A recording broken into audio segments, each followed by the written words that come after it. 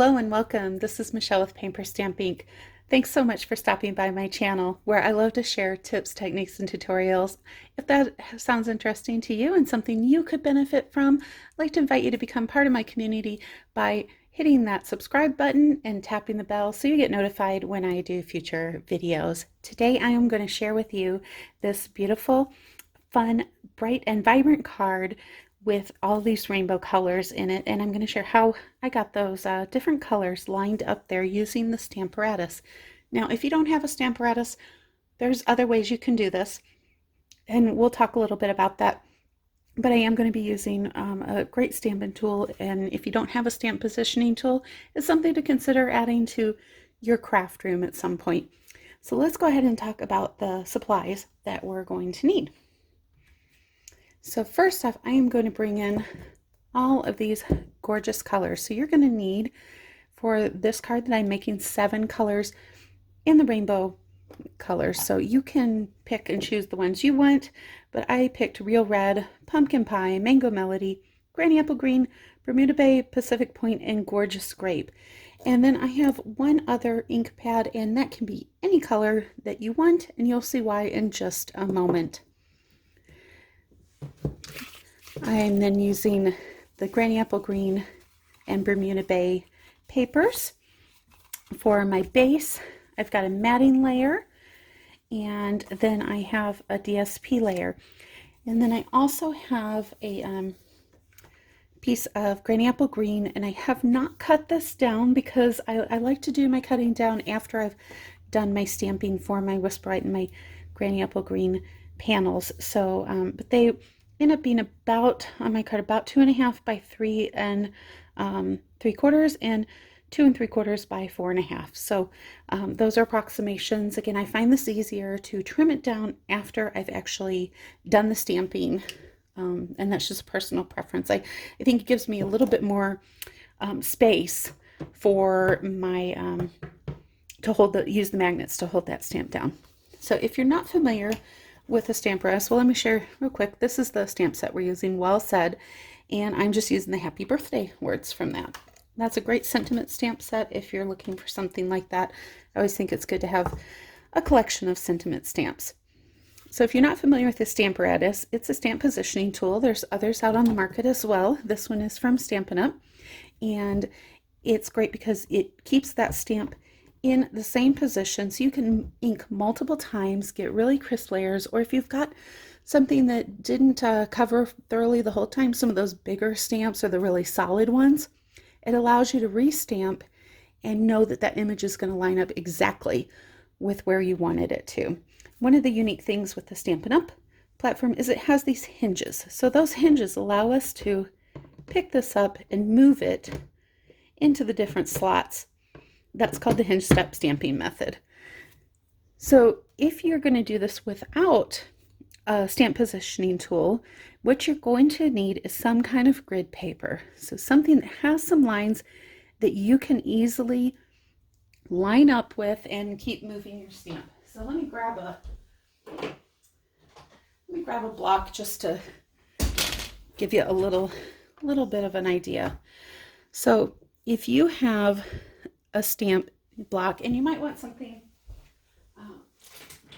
ideally if you have something that's longer than your image in the paper that you're inking on, then you can use your grid paper to line the top of that block up and just move it down however many grid spaces you need for the design you're creating.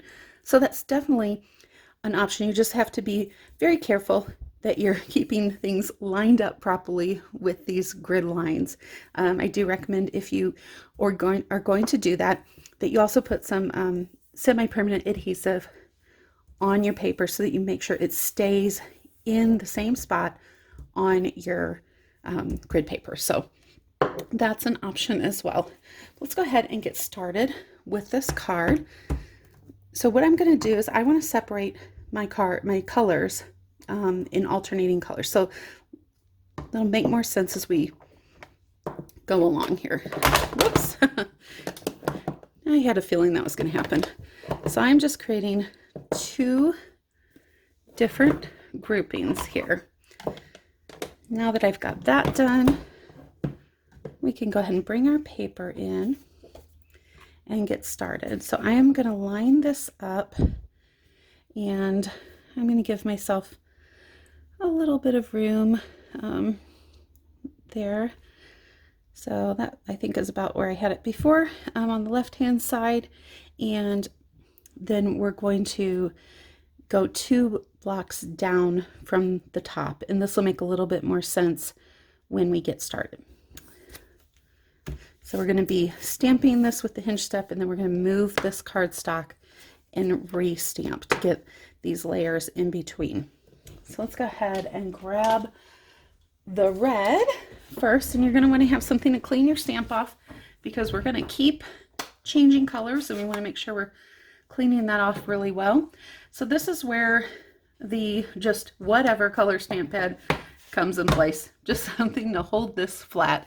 So it really doesn't matter what color it is, it's just a tool to hold our lid so it's nice and flat. Just makes it easier to ink it up. So we're going to start with the real red. Ink that up, and I'm bringing my Stampin' Chamois in, and I'm not gonna rub too vigorously because I don't want to have those stamps come up from the position they're in.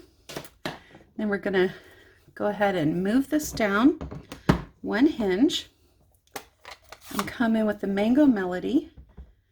Now my Mango Melody re-inker is on the way, so let's see if we get a good image, and that's pretty much lighter than what I want it to be, because this does need to be re-inked. I'm hoping that gets in this week along with some other things that I have ordered, but the great thing, see, this allows me to put that down in the exact same spot there. And I'm going to do that one more time and kind of moving my pad around to try and make sure I get some good ink on there. Give it a good press down, and I am happy with that one now. Put that off to the side, come in, clean our stamp off again. We're going to move down 1 more inch and make sure I don't get my inky fingers on there. Do be careful of these magnets because they're pretty strong, so you want to keep them separated from each other. That's why I've got them on the corners here.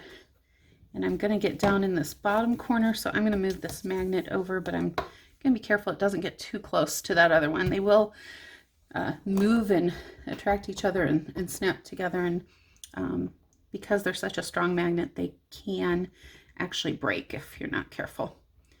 So, and if not breaking, you could definitely get some pinched fingers. So we want to avoid all injuries during stamping. It's supposed to be fun, not a dangerous activity, right? All right, let's move this down 1 more, and we're going to get the gorgeous grape.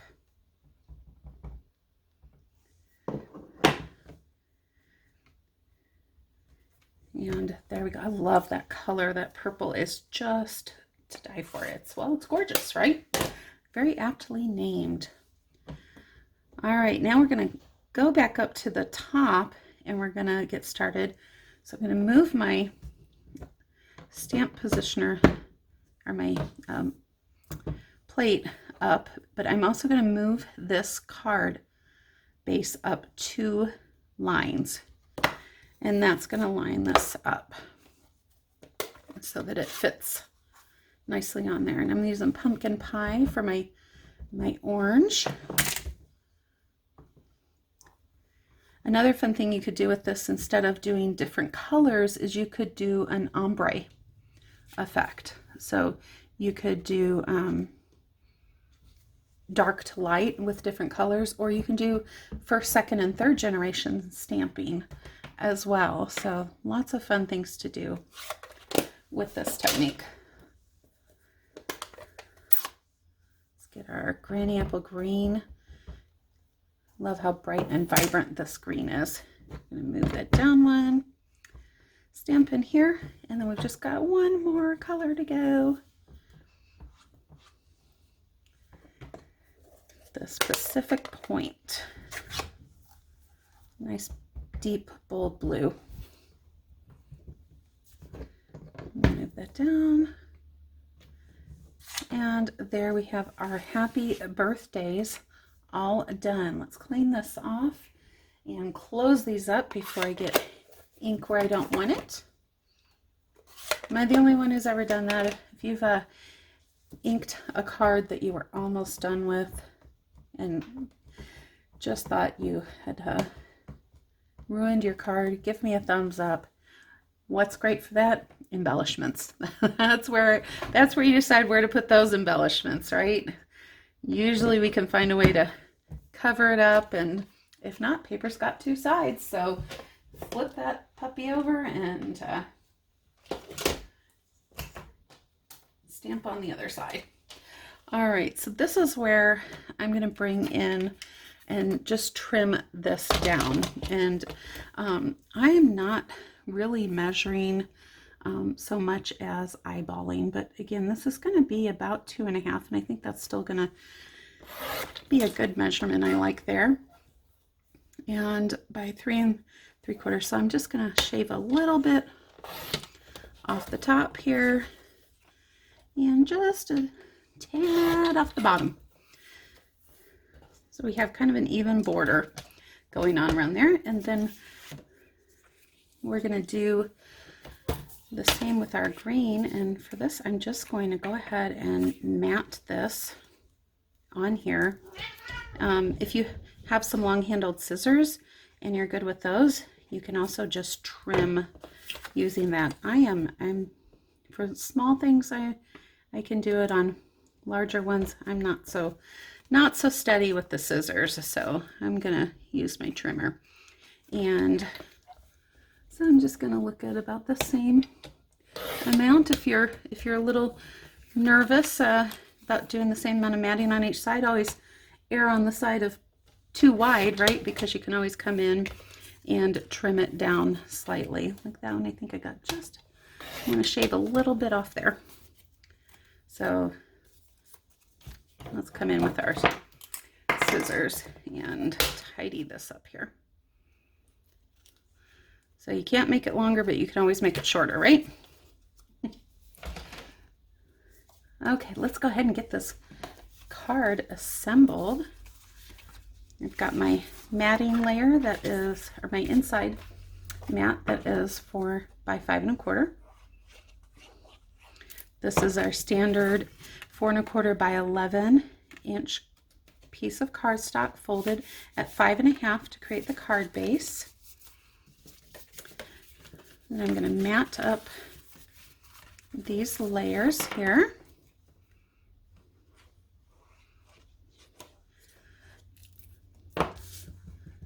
I thought these were so fun. I have some of this DSP left from, I think it's the birthday bonanza, and I just love all the colors. So I find that this can work great with something that has a lot of different colors, and all of these colors aren't in here, but there's enough of them that it makes it work. Or you can do a more solid background and really let this pop. Maybe do an embossed mat, and that's another option as well. So we're going to use some of this really pretty granny apple green. This here, and I am going to just wrap this around this cardstock base, and I'm going to add my bow afterwards. So yes, I'm going to try and tie a bow in front of you guys again. I was actually pretty pleased with the bow I made on that other card, so let's see if I can duplicate that, right? So I'm gonna, let's see, I want that a little bit tighter. I don't want to be pulling this paper, but I want it nice and, want that to lay nice and flat. There we go. And let's see, I think I want to move it up a little bit too. You can kind of put this wherever you like, but I think I like it a little bit off center, more up towards the top. Let's make sure that I've got that going straight across there. Pull it nice and taut. I'm using the tear and tape. That's my favorite method for adhering ribbon to the back of cardstock. I just find that it's easy. I don't have to wait for adhesive to dry, and it holds really well by putting it just over the top of the ribbon there. It's gonna anchor it in place nice and tight. So I did with this one change my matting a little bit. The DSP I went with 3 3/4 by 5, and the Bermuda Bay mat at 4 by 5 1/4. This one I did a very thin border. So I did my DSP was at 4 by 5 1/4, and then I went 4 1/8 by 5 3/8 for the Bermuda Bay. So you just got a little bit of that granny apple green and a little bit of the Bermuda Bay showing. So I wanted to showcase those colors a little bit more. So I thought I would change it up on this card. Let me grab my glue dots here and dimensionals. We're going to need those. And we're going to put a few dimensionals on here to pop it up over the top of that ribbon. And I think I'm going to put one more, put it a little bit closer up to the top here so I make sure it's going on the other side of that ribbon. Peel off all those backings, and I want to put it a little bit off to the left here so I can squeeze my bow in. That might be a little bit of a tighter fit than it was on the first card, just because I made these layers a little bit smaller. But let's see if I can recreate that bow with this beautiful granny apple green ribbon. So take this design and use your own colors, your own stamps, designer series paper. What I really want you guys to enjoy is the actual process of creating and the ideas. So I'm just pulling this tight, shrinking those loops down, and just fiddling with it. Let's twist that around. Hey, I think I'm pretty happy with that one. So maybe I've got this bow tying thing down a little bit. I'm gonna come in here and I'm gonna snip, oops, didn't quite get that, snip this off. And I'm going to need to go a little bit smaller because I made this matting smaller, so it's not hanging off too much. Let's give that another little trim. Now I'm going to come in with one of my glue dots. It's the best way to stick ribbon onto card fronts I found. And I'm actually going to turn that sideways, let it angle a little bit. And then last final touch is to put some bling on there. So give me a comment, let me know which color you think you'd like me to use on here. I used the blue ones on the last card, but I think I might try some of those gorgeous grape ones this time. Let's see. You can let me know which you prefer. Let me know which matting you prefer too. Do you like the wider mat, or do you like the more narrow mat? Let's bring these both in, and I don't think I like that. There we go. Fiddling with it still, but I don't know, I think I like that purple pop, and although these are gorgeous too, and I do like a little wider mat on that. I think it just showcases that solid colored cardstock, and there's so much else going on that having a little more solid isn't a bad thing. So I hope that you found this tutorial helpful. I hope that you have fun recreating it, and if you'd like to join me over on my Facebook group, I'll put a link down there. On that group, in the month of June, we are having fun with everybody who wants to participate, recreating my projects using their own paper, inks, and stamps.